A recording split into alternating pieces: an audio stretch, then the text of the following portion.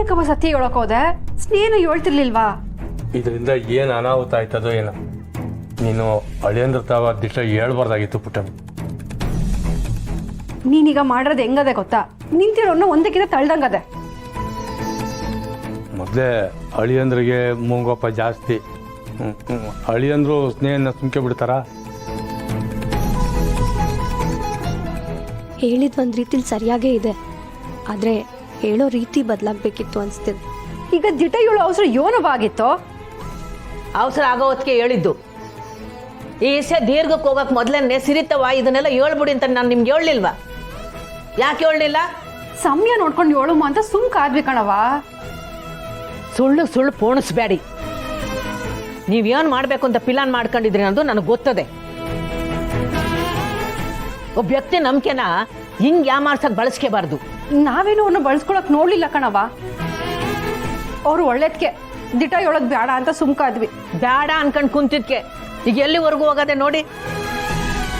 ಬಂಗಾರಮ್ಮನ ಮಗನಿಗೆ ತಾಲ್ ಕೆಟ್ಟದೆ ಅಂತ ಜನ ಎಲ್ಲ ಮಾತಾಡ್ಕೊಂತವ್ರೆ. ಇದೆಲ್ಲ ನಿಮ್ಮಿಂದನೇ ಕಣ್ರವಿ ಆಗಿದ್ದು. ಭಾವ ಇಷ್ಟೊಂದು ಸೀರಿಯಸ್ ಆಗಿ ತಗೊಳ್ತಾರೆ ಅಂತ ನಮಗೆ ಗೊತ್ತಿರ್ಲಿಲ್ಲ ಅವ.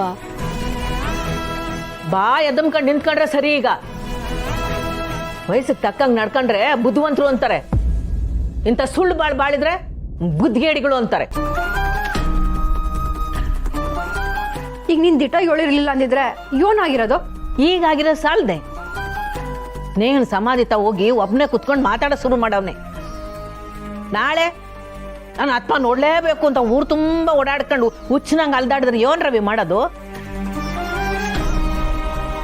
ಮನ್ಸಿನ ಜೀವನದಾಗೆ ನಂಬಿಕೆ ಅನ್ನೋದು ಶಾನ ಮುಖ್ಯ.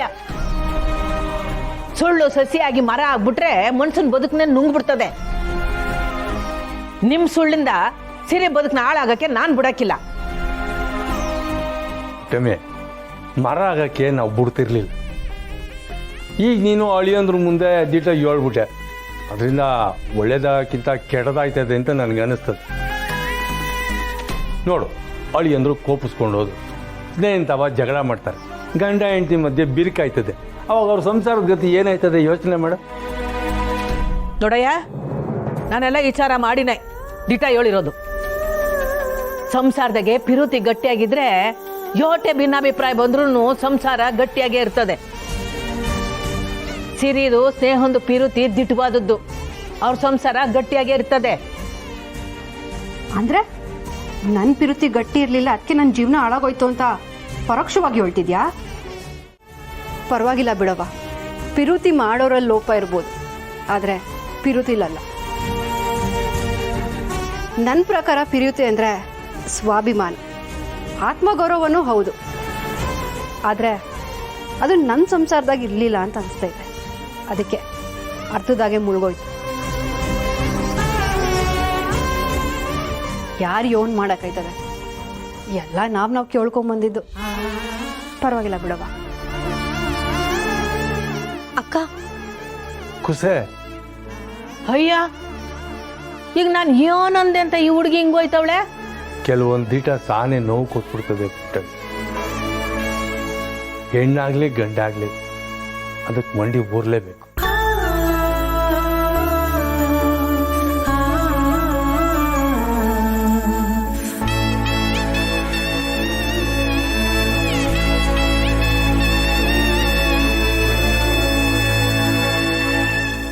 ರೀ, ನೀವು ಸರಿಯಾದ ಸಮಯಕ್ಕೆ ಬಂದಿರಲಿಲ್ಲ ಅಂದಿದ್ರೆ ಇವತ್ತು ನಾವು ಯಾರು ಜೀವಂತವಾಗಿ ಇರ್ತಿರ್ಲಿಲ್ಲ.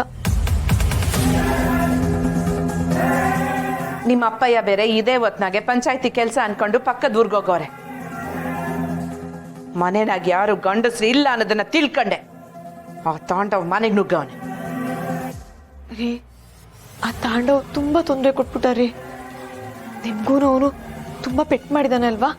ಎಲ್ಲಿ ಕೈ ತೋರಿಸಿ.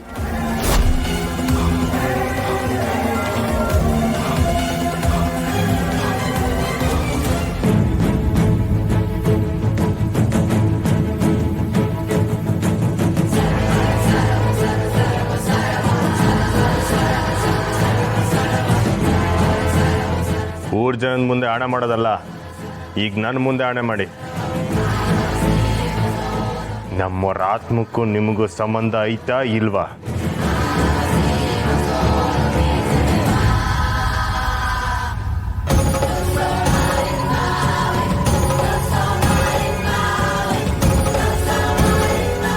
ನಿಮ್ಮನ್ನೇ ಕೇಳ್ತಿರೋದು.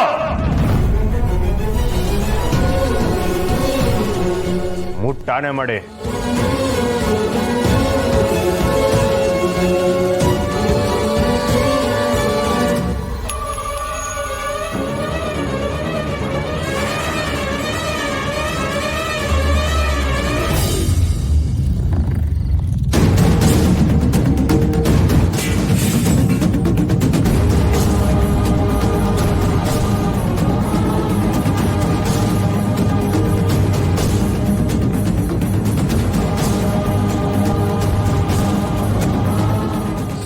ಸುಳ್ಳು ನಿಮ್ಮನ್ ಏನೋ ಅನ್ಕೋಬಿಟ್ಟಿದ್ದೆ. ಸುಳ್ಳಳ್ಳೆ ಮನೆ ಕಟ್ಟಿ ಗಂಡನ್ ನಂಬಿಕೆನೆ ಕೊಂದ್ಬಿಟ್ರಿ. ನನಗಿಂತ ಅನ್ಯಾಯ ಮಾಡಕ್ಕೆ ನಿಮ್ಗೆ ಹೆಂಗ್ರಿ ಮನ್ಸು ಬಂತು? ಅಲ್ಲ, ನನ್ ಮಜಾ ಆಗಿದ್ದು ಇದಕ್ಕೇನಾ?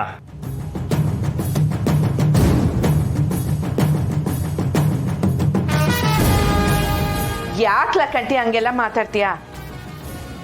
ನಿನ್ಗೆ ಕೆಟ್ಟದಾಗ್ಲಿ ಅನ್ನೋ ಉದ್ದೇಶದಿಂದ ಅವಳು ಹಂಗೆಲ್ಲ ಮಾಡಿಲ್ಲ. ನೀನ್ ಮಾತಾಡವ. ನೀನು ಕೂಡ ನೀನ್ ಸೊಸೆ ಜೊತೆ ಸೇರ್ಕೊಂಡು ನನಗ್ ಮೋಸ ಮಾಡ್ಬಿಟ್ಟೆ.